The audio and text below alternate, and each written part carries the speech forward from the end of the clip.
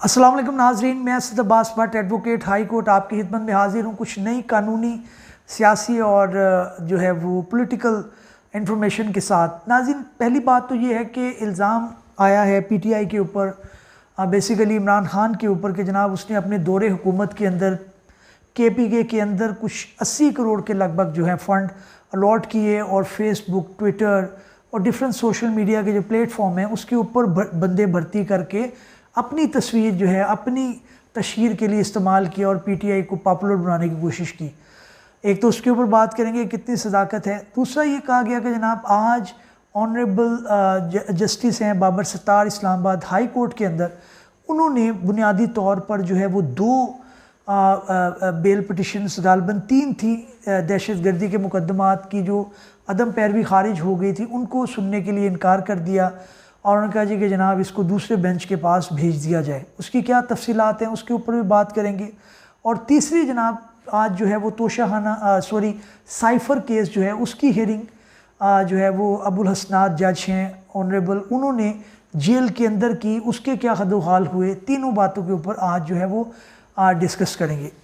नाज़रीन, सबसे पहली बात यह है कि इल्ज़ाम तराशी, क्योंकि रिपोर्ट किया जा रहा है कि जनाब पीटीआई चेयरमैन इमरान खान ने उन लोगों को जो है वो भर्ती किया था और 80 लाख रुपए के जो है 80 करोड़ रुपए के लगभग जो है फंड्स उनको अलॉट किए गए। और उसकी मकसदियत सिर्फ इतनी थी कि जनाब आप जो है वो पीटीआई की चेयरमैन तहरीक इंसाफ की उसका आप जो है वो बयानिया बनाएं, उसको आप सपोर्ट करें और दूसरे जो लोग हैं उनको अटैक किया जाए, उनके साथ बदतमीज़ी की जाए, एक तूफ़ानी बदतमीज़ी बर्पा किया जाए। इल्ज़ाम बिल्कुल ठीक है, लेकिन सिर्फ अब इसके अंदर 2-3 वजूहात हैं।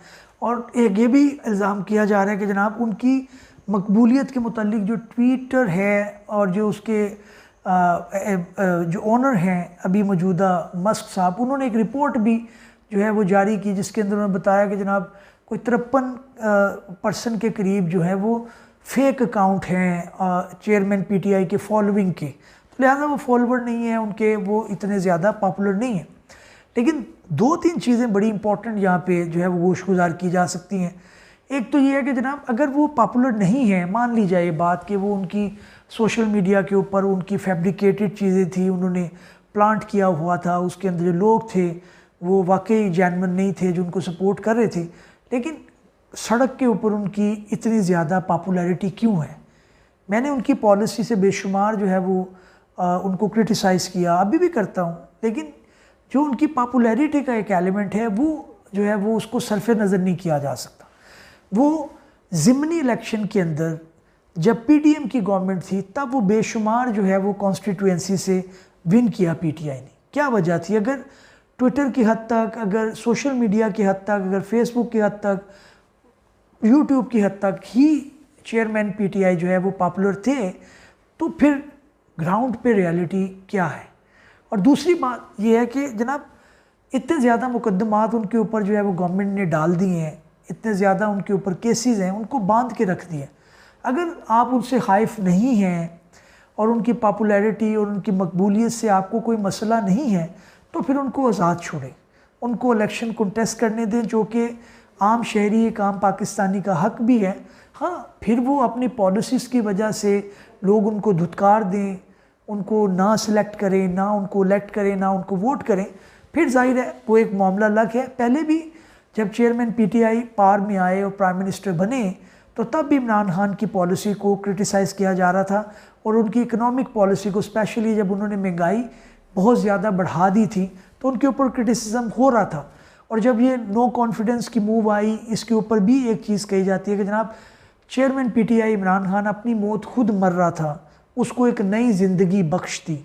अभी भी वो उनको मज़ीद पॉपुलर जो है वो बनाया जा रहा है, उनके ऊपर मज़ीद जो है उनको एक मजलूमियत काट दिया जा रहा है। तो ये नहीं होना चाहिए। साइफ़र केस उनका है, उनके ऊपर जो है वो जो मुकदमा है उसको खोल के लोगों के सामने international media, local media, YouTuber, social में जो आए उनको कि भाई ये इन्होंने किया है, ये इनका जो है वो बात थी। बड़े बड़े एंकर्स जो है उनको मैंने कहते सुना है कि जनाब हम इत्तेफाक नहीं करते इमरान खान की ये जो बयानिया है उन्होंने जो बनाया कि जनाब उनको, उनकी गवर्नमेंट को पिछाड़ने के लिए, हटाने के लिए अमेरिका ने पॉलिसी की, वो एक जो है वो बात एक प्राइवेट मीटिंग में हुई भी हो, लेकिन उसकी प्रैक्टिकल कोई इस तरह की बात नहीं थी।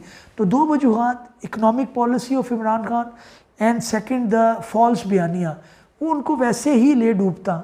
लेकिन अब जो है वो करामात है उनके ऊपर, उनके जो लोग करवा रहे हैं उनको ये नहीं पता लग रहा गवर्नमेंट के कि जनाब आप उनकी मकबूलियत में इजाफा कर रहे हैं।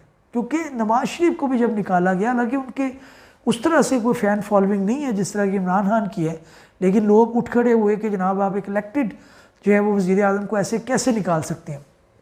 तो ये जो है वो हुकूमत वक्त को सोचना चाहिए कि कौन कौन सी पॉलिसीज़ हैं जो इनडायरेक्टली इमरान खान को मज़ीद मकबूल बना रही हैं, हालांकि उनके अंदर कोई बेशुमार जो है वो इस तरह की उनकी अपनी चीज़ें हैं कि शायद उनको उसके अंदर दुश्मन की ज़रूरत ना पड़े। बहरहाल ये एक इल्ज़ाम आया है सोशल मीडिया के ऊपर, और उसके ऊपर जो है वो दूसरी भी चीज़ें हैं, उसके अंदर अपनी सदाकत हो सकती है। एक मीडिया के अंदर रिपोर्ट चली है, कानूनी तौर पर उसकी इंक्वायरी होनी चाहिए, और जो लोग उसके अंदर ज़िम्मेदारान हैं उनको जो है वो कैफरे किरदार तक पहुँचाना चाहिए।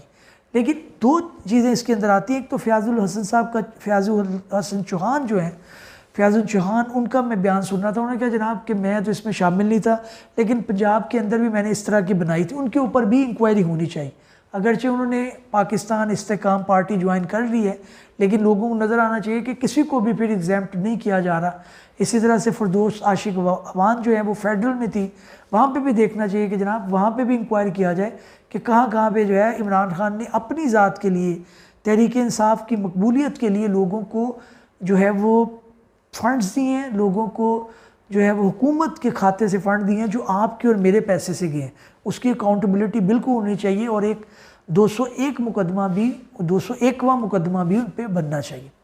अगली नाज़रीन बात यह है कि अगली जो खबर है वो मैंने जैसे आपको बताया कि इस्लामाबाद हाई कोर्ट के अंदर एक पटिशन चल रही थी जिसे लतीफ़ खोसर साहब जो है वो बहस कर रहे थे।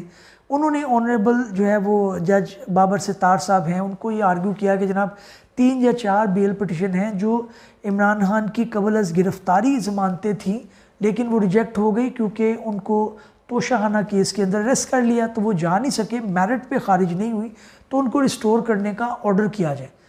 उसके ऊपर कोर्ट ने कहा कि जनाब एक बंदा जब अरेस्ट हो गया है तो मैं उसकी आफ्टर अरेस्ट बेल पे वो जाएंगे, प्री अरेस्ट बेल उनकी इन्फ्रक्चुअस हो चुकी है, ये मेरा माइंड है, जज साहब का क्या कहना था। जिसके ऊपर लतीफ़ खोसर साहब ने कहा कि जनाब 6 या 7 हमारी इसी तरह की पटिशन जो हैं वो पहले एक्सेप्ट हो चुकी हैं, वो भी इसी तरह से तोशाखाना में हिरासत की वजह से अदम पैरवी या अदम जो है वो हाज़िरी जो एक ज़रूरी होती है प्री अरेस्ट बेल के अंदर, वो नहीं हो सकी, तो आप इसके अंदर एक कर दें। जिसके अंदर कोर्ट का कहना था बाबर सितार साहब का कि मेरा माइंड इस उन जो बेंच था उनसे मुख्तलिफ है। मैं ये समझता हूँ कि उनको तफ्तीश ज्वाइन करनी चाहिए। अब तफ्तीश कैसे ज्वाइन करनी चाहिए, क्योंकि जो हुकूमत की पॉलिसी है वो मैं आपको बताता हूँ। उनका ये है कि जनाब तोशाखाना से बेल मिली, उसको इफेक्टिव नहीं होने दिया, हमने उनको साइफ़र के अंदर गिरफ़्तार कर लिया। साइफ़र्स के अंदर से बेल हो जाएगी, हम इनको जो है वो अल-कायदा ट्रस्ट में पकड़ लेंगे। उसके अंदर बेल होगी, हम कोई दूसरे दहशतगर्दी के मुकदमात हैं 9 मई का, उसके अंदर पकड़ लेंगे। उसके अलावा बेशुमार मुकदमात हैं कई जो है उनके अंदर पकड़ते रहेंगे। अब जो टीम लगी हुई है, लतीफ़ खोसर साहब बड़े एक्सपीरियंस्ड लॉयर हैं, उनको पता था कि ये तो फिर इसी तरह चलेगा। आफ्टर इसके अंदर तफ्तीशी ज्वाइन नहीं करवा रहा, और जब तक वो ज्वाइन नहीं करेंगे वो उसके अंदर बेल पिटिशन फाइल नहीं हो सकती। तो इसलिए प्री अरेस्ट बेल को बहाल करवाना ज़रूरी था, और पहले 5-6 केसेस के अंदर जो है वो हो चुकी। लेकिन बाबर सितार साहब भी एक एक्सपीरियंस लॉयर हैं, उन्होंने कहा कि जनाब मुझे समझ नहीं आती, क्योंकि नॉर्मली होता भी यही है कि जब आप अरेस्ट हो जाते हैं तो प्री अरेस्ट बेल आपकी जितनी भी हो उसके अंदर वो इन्फ्रक्चुअस हो जाती हैं, वो काबिल पेशरफ्त नहीं रहती, कोर्ट उनको डिस्पोज ऑफ कर देता है। लेकिन बहरहाल 6 अभी हो चुकी हैं, अच्छी स्ट्रैटेजी है पीटीआई के लॉयर्स की, और वो इसके अंदर अपने दूसरा बेंच इसके अंदर जाएगा, वो चीफ जस्टिस साहब जो हैं इस्लामाबाद हाई कोर्ट के, उनको भिजवाएंगे, और वो फिर आगे जो है वो उसके अंदर नया बेंच तश्कील देंगे जो कि इनकी समाअत करेगा। लेकिन इसके अंदर वही स्ट्रैटेजी को ब्रेक करना है कि ये ना हो कि एक के अंदर बेल करवाएं, दूसरे के अंदर अरेस्ट कर दें। अली मोहम्मद खान को भी इस तरह किया, उसके अलावा फवाद चौधरी को भी इस तरह किया गया, शेख रशीद को भी गालिबन इसी तरह से जो है वो आज़म स्वाति को एक केस से निकलते दूसरे में, दूसरे से तीसरे में। तो इमरान खान के साथ भी यही होगा, और ये गालिबन नवाज शरीफ के साथ भी यही होता रहा। अदालतें क्योंकि मजबूर हैं, उसके अंदर प्रोसिक्यूशन डिपार्टमेंट है, वो कानून के मुताबिक बात करेंगी, तो इसलिए कोर्ट फिर ये जो है वो चीज़ें करता है। बहरहाल इसके अंदर 1-2 दिन के अंदर अब क्लैरिटी आएगी कि नया बेंच जो है उनका इंक्लिनेशन या उनका रुझान किस तरफ है। नाज़रीन, तीसरी जो खबर है वो आज पेशरफ्त हो रही थी, आज कार्रवाई चल रही थी जो है वो साइफ़र केस के अंदर। तो उसके अंदर अबुल हसनात और एक जो है वो लॉयर हैं पीटीआई के, उनके दरमियान एक मुकालमा हुआ जिसके अंदर उन्होंने ये कहा कि जनाब जगह बड़ी कम है और इसके अंदर जो है वो हमें जगह खुली की जाए। जज अबुल हसनात के उसके ऊपर कमेंट थे कि जनाब आगे मैंने दीवारें तोड़कर जो है वो जगह को एक्सपेंड किया है ताकि उसके अंदर इमरान खान वॉक कर सके, साइकिल भी उनको प्रोवाइड की गई। तो ये ना करें आप कि मीठा मीठा हू और खराब खराब और कड़वा कड़वा थू, इस तरह ना करें। मैंने जेल मैनुअल के मुताबिक चलना है और जो जेल मैनुअल है उसके मुताबिक ही मैं काम करूँगा, और आप इसके अंदर हमें बेवजह जो है क्रिटिसाइज़ ना करें, क्योंकि पंजोता साहब जो हैं वो एक कंपैरेटिवली यंग लॉयर हैं, लेकिन ज़ाहिर है इस टाइम पीटीआई के पास उस तरह से लॉयर्स की टीम ही मौजूद नहीं। जो आ रहा है बेचारे इमरान खान उसी से गुजारा कर रहे हैं, क्योंकि फीसें देना, फिर उनके साथ करना सारी चीज़ें, फिर कोई इस टाइम प्रेशर लेने के लिए भी तैयार नहीं है, क्योंकि गवर्नमेंट इतनी ज़्यादा प्रेशराइज़ की हुई है कि वो लॉयर्स भी जो है बेचारे डर रहे होते हैं। लेकिन बहरहाल उसके अंदर जज साहब ने कि इसके अंदर पॉइंट ऑफ व्यू जो मेरा है वो यही है कि आपको केस के ऊपर फोकस करना चाहिए, क्योंकि जज साहब ये कह रहे थे कि जनाब ये ऑफिशियल सीक्रेट एक्ट का साइफर का केस है, ये इसी तरह चलेगा, ये जेल के अंदर चलेगा, ये उसको बाइट नहीं मैं लेके जा सकता। हालांकि मेरा पॉइंट ऑफ व्यू लग गया कि इसको ओपन करना चाहिए ताकि आवाम भी देख सके जो दूध है वो अलग हो, जो पानी है दूध का दूध, पानी का पानी, उसके अंदर लोग बात कर सकेंगे जनाब ठीक है, नज़र आया वाकई ये बनती थी सज़ा या नहीं बनती थी।